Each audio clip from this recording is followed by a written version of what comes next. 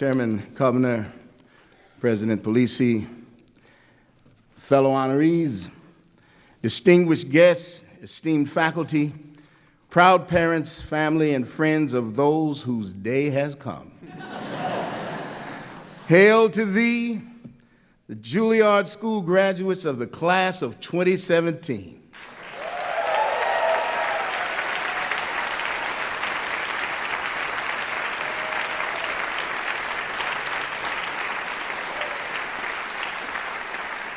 I am honored and humbled by the invitation to speak to you, to address you today. Honored because, of course, this great conservatory is among the most prestigious nurturers of performing artists in the world. And humbled, frankly, because it has taken me 49 years to get a degree from this sucker.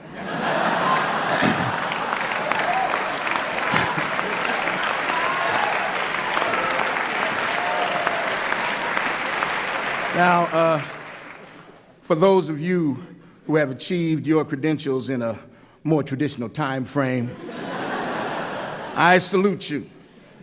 You are joining an honorable body of alumni who welcome you for what you have endured, absorbed, and mastered. Now, it is a near impossible feat to make some meaningful addition to this day, as if your singular achievement were not enough. However, someday someone might ask you, where did they get that speaker from? Who was that? And did he say anything that was of value? Now, someone will probably answer and say, well, he wasn't a star or anything. He was just an actor from drama division, group 1. Now, let me get this straight with you brilliant musicians. I know you know that the Juilliard School was founded in 1905. I am not an oboist from that particular first group. But as perhaps some of the brilliant drama students who I've had the great pleasure of playing with in their third years, they might say, well, we do know who that guy is, and we remember that he probably told that story about when he decided to quit acting. They may not even remember it, but I must tell you, I am going to tell that story. However, as the great actor Roscoe Lee Brown was known to say, you can talk a thing to death, but you cannot talk it to life. So with that in mind, I will not be over long. However, I do hope that my brevity won't be the only thing you remember from my remarks. I'll begin with a unifying memory for all performing artists who pass this way. Do you know that students have to audition to be accepted here? You remember that, don't you? Yes. Auditioning for the Juilliard School is rather like trying a case before the Supreme Court without the benefit of going to law school. Not only are the impartial, unbiased judges very intimidating, but all the teachers and family and friends who always believed in you suddenly become a burden, because disappointing everyone is suddenly a frightening possibility. You manage to get through the audition without completely embarrassing yourself, and then the interminable wait to see if you were deemed to be worthy of further study. Now, whether this is a matter of weeks or days or hours, it's like a life sentence hanging over your head. And then finally, there's that phone call or official letter that changes the trajectory of your little life. Now, it is fitting that you recall that validation today. The ecstatic exhilaration shared with everyone who believes in you back then is back again. That successful audition was an inciting incident that helped power you through the countless crisis moments of your Juilliard years. The exacting vigor of your performance training was no doubt nerve-wracking and entirely unpredictable, but you loved it. I know you did. I know I did. I mean, I enjoy acting now, but in 1968, I loved acting. Yes, I loved the challenges from the teachers. I loved my fellow classmates. I love the building. And I'm not talking about this beautiful edifice here at Lincoln Center or before the last renovation, or even the historic stone building uptown where the subway comes out of the ground on Broadway at the mouth of Harlem. But before I walk down that memory lane, I'd like to read you something here. This is the reason I confide in you that I am proud to place my imprimatur on this day. The first goal of the current Juilliard mission reads, Juilliard will identify and attract the most talented young performing artists from around the world and will strive to ensure that financial considerations are not a deterrent to their enrollment. Now, the entire mission statement and all the 7 goals are cogent and laudatory, but this first tenet was hard-earned. It demands continued dedication throughout our nation's challenging political and economic forecasts. Now, back to 1968. The Drama Division was a temporary resident of the International House uptown on Claremont Avenue. My dear friend Mike Darden and I had the job of setting up the chairs before classes each day. And we came in extra early for a while so no one saw us execute these duties. After a while, though, we realized that a few other students had to work for tuition assistance also, but they had less visible jobs performed after the class day ended or on weekends. But any work-study job was worth it to be part of that inaugural class. Nevertheless, no amount of work-study could augment the drop in financial support of the Drama Division as the second-year students were accepted. A number of talented students were cut at the end of the first year and midway through the second year. Cuts due to poor evaluations existed in all of the other disciplines, of course, but the financial need plagued each subsequent group in the Drama Division. Difficult as it may be to believe, some students actually left of their own accord, victims, if you will, of the late 60s idealism, survivor's remorse, and radical politics. I know founding director John Houseman struggled with this reality. I cherish his memory, and I cherish the memory of the Drama Division's most recent director, Mr. James Houghton.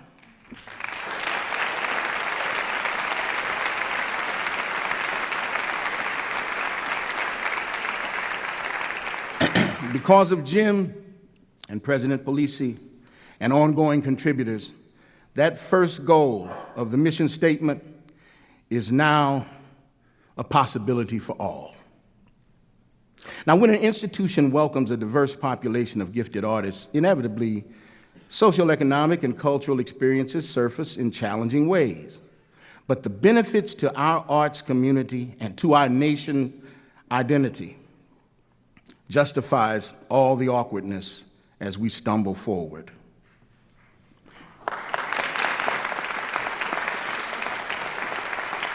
Great life lessons emerge. We learn that character is not defined by the hardship or the privilege of one's upbringing.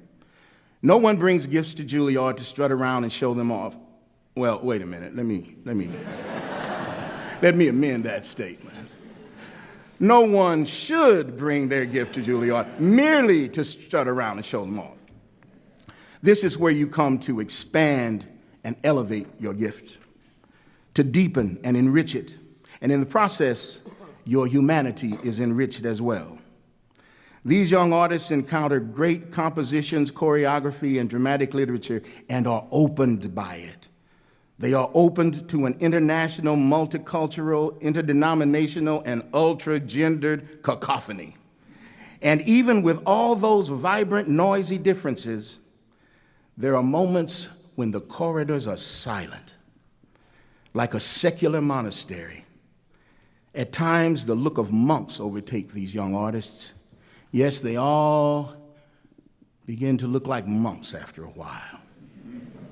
There is a reverence at the core of the verve. These students with innate abilities struggle arduously with challenging techniques and approaches. Eventually, victoriously, those skills become second nature for them. Instructors here have the great joy of encouraging those born for flight to soar. You have been prepared to soar. Your post-Juilliard life commences today, but the training goes on through adventures you cannot fathom or predict. And believe me, this conservatory will never let you go. No, it will have a presence wherever you ply your art in the English-speaking world and beyond. I tried to escape it years ago before you were born, and look where it got me. I wandered south to the North Carolina School of the Arts, and I saw a brilliant performance of José Limon's The Moor's Pavane being passed forward by Juilliard's dance alumnus, Edward de Soto. At Notre Dame, I witnessed the acting company's production of Brecht's Mother Courage, led by Mary Lou Rosato. My contemporaries inspired me to continue struggling. Amazing women and men who have preceded you on this path are contributing to the cultural life of the world. Juilliard's excellence is visible from Cleveland to London, from Denver to Dublin. As professors and performers, you follow alumni who are giving service to the world in the arts. Whatever the venue, their standard is excellence. If you have a different way to perform on Broadway than you do in Boise, you don't deserve to work either place.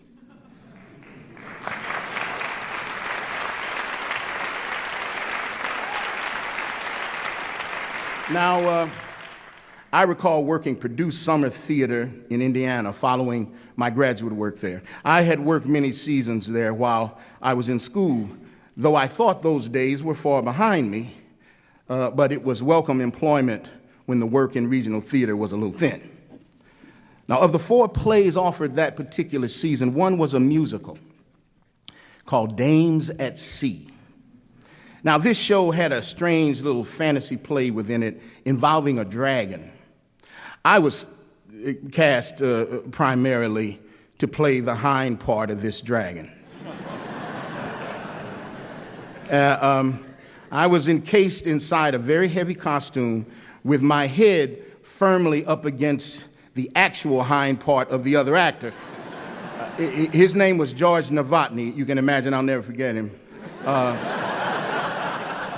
Now, after a Saturday matinee, the cast went for a meal, and I didn't notice when George ordered a chili dog with an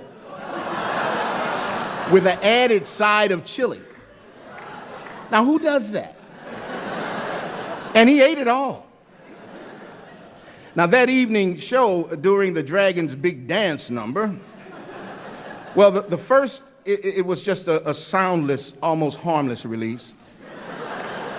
However, as our synchronized 4-legged choreography continued, an explosion occurred inside that hermetically sealed costume. And the more I held my breath, the more hellish was the next inhalation. When the segment concluded, we removed the costume and bowed. Now, when I was inside that horror chamber, I had a revelation.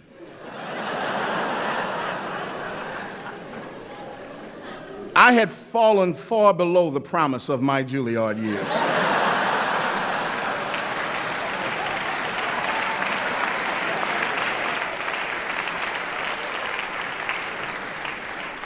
Here I was back in the Midwest doing summer stock on an equity waiver contract.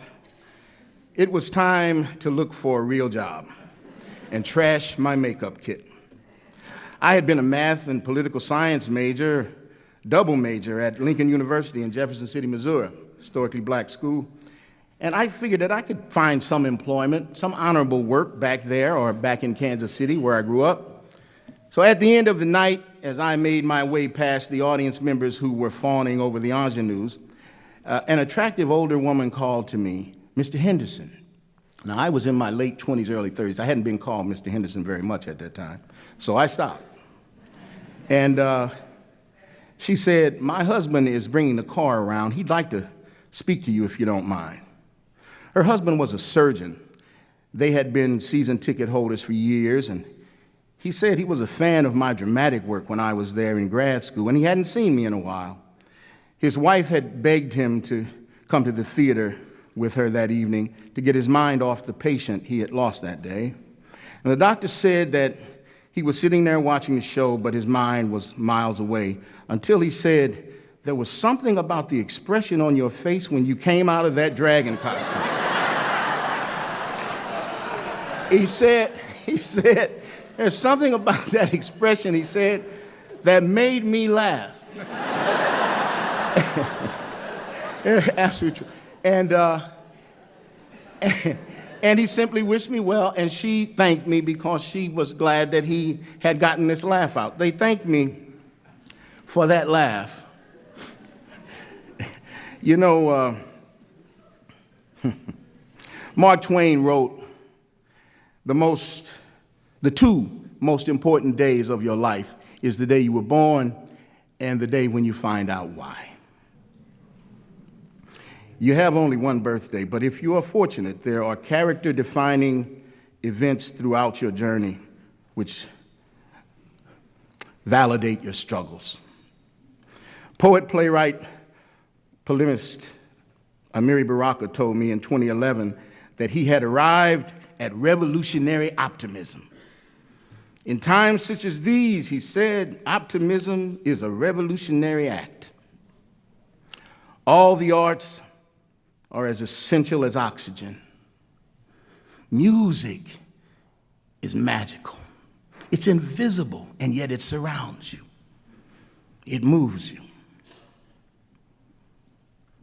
In times such as these, optimism is a revolutionary act. The only reason the 60s is associated with love and peace is because the musicians were crying out for it. There was actually less love and less peace than at any time in our nation's history, except perhaps the Revolutionary War or the Civil War. I suggest that in these conflicted, polarizing times, we require performing artists with fearless revolutionary optimism.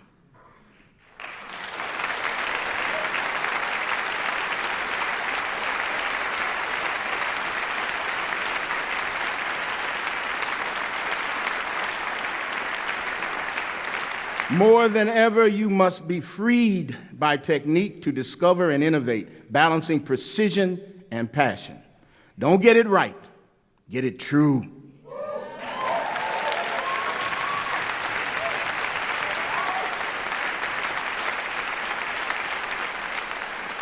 Support the arts and encourage other artists. Encourage everyone in the earnest pursuit of his or her dreams, even lawyers. And remember that reviews and fan mail are not must-reading. Finally, I will take a leaf from the page of one of my most cherished mentors. He taught here in the drama division briefly in his retirement from Yale University after making a legendary contribution to the American theater for over 40 years.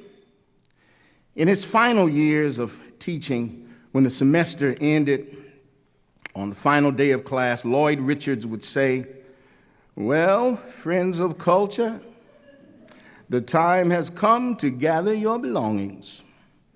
Pack what you can, put the rest in your heart, and go.